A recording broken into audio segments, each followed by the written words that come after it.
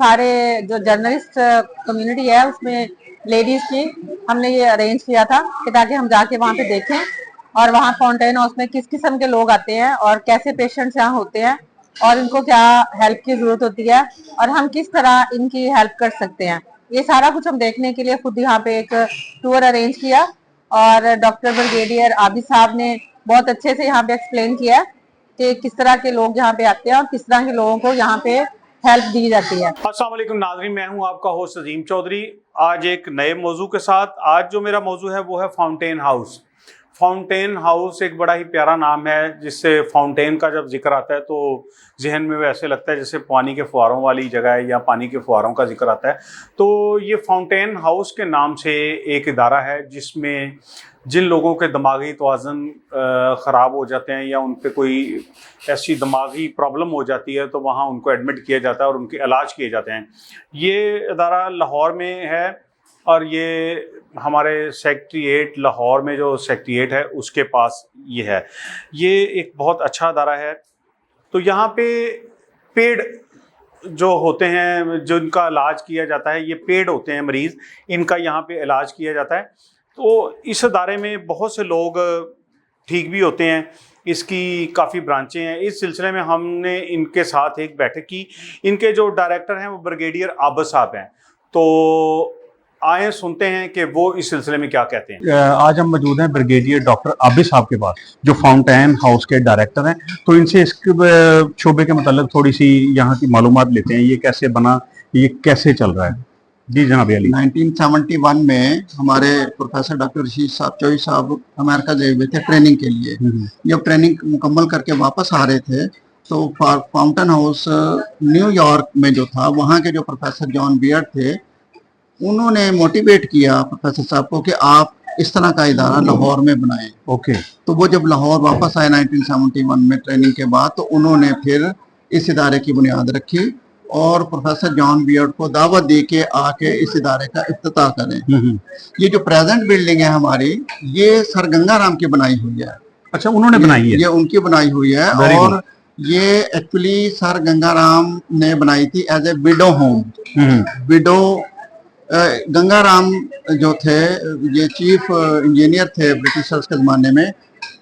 इनका एक ही बेटा था जिसकी यंग एज में डेथ हो गई थी। अच्छा। तो उनकी जो बेगम थी, इनकी बहू, वो इनके घर रहा करती थी, जिस पर पूरी हिंदू कम्युनिटी जो है वो नाराज थी और वो ये समझती थी कि ये बहुत गुनाह का काम है।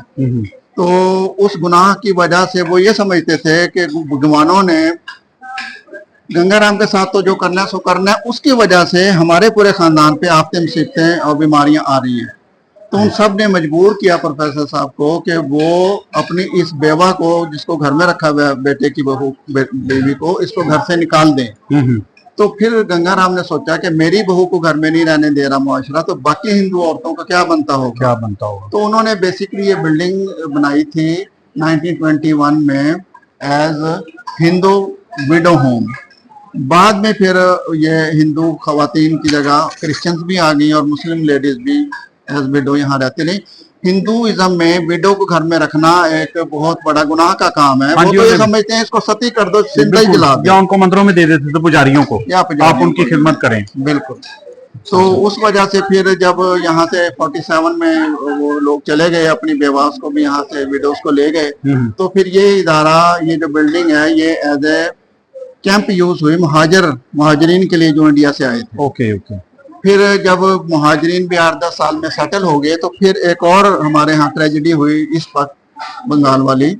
तो फिर बिहारी कैंप बन गया। ये बिहारी आ गए वहां से, जिन्होंने पहले बंगाल से वहाँ मशरकी पाकिस्तान हिजरत की थी और फिर मशरकी पाकिस्तान से फिर मगरबी पाकिस्तान 1971 में फिर यहाँ आ गए।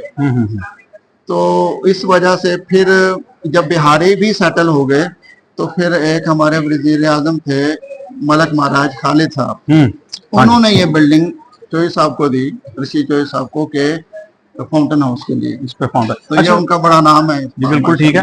ब्रिगेडियर साहब, इस वक्त कितनी तादाद है मरीजों की इधर हमारे पास? 400 यहाँ है करीबन। ओके।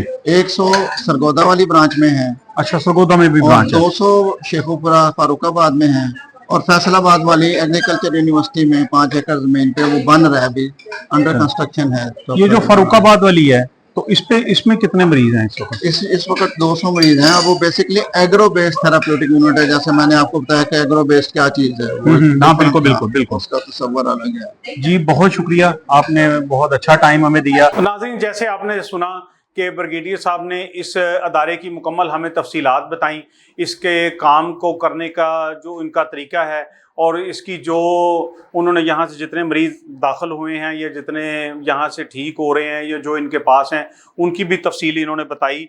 इधर बहुत ही कई मशहूर हस्तियाँ भी अपना इलाज करवा चुकी हैं, जिनमें रूही बानो साहबा हैं, वो आखिरी दिनों में वो इधर ही रहीं और उनका दिमागी वज़न काफ़ी ज़्यादा ख़राब हो गया था। और अदाकार लहरी के भी बेटे थे, जो अदाकार लहरी बड़े फेमस थे, उनके बेटा भी इधर ही इन्हीं के हॉस्पिटल में दाखिल रहे। वो काफ़ी लंबा अरसा तक उनका ट्रीटमेंट चलता रहा। तो नाज़रीन, बड़े लोगों का इधर इलाज होता है और ये एक ज़कात पे चलने वाला अदारा है। जो लोग इधर नहीं पैसे दे सकते या जिनके लवाकीन उन्हें डंप करके चले जाते हैं, इधर छोड़ के चले जाते हैं, बाद में पता ही नहीं करते कि वो किधर हैं, किस हाल में हैं, किस मुश्किल में हैं, तो उन लोगों का इलाज भी इधर किया जाता है। तो ये एक बहुत ही फ़आल और इंसानी सेहत को बेहतर बनाने का अदारा है। यहाँ अंदर जो मरीज़ हैं उनको मुख्तलिफ़ किस्म के काम भी सिखाए जाते हैं, उनको मुख्तलिफ़ कामों की ट्रेनिंग दी जाती है।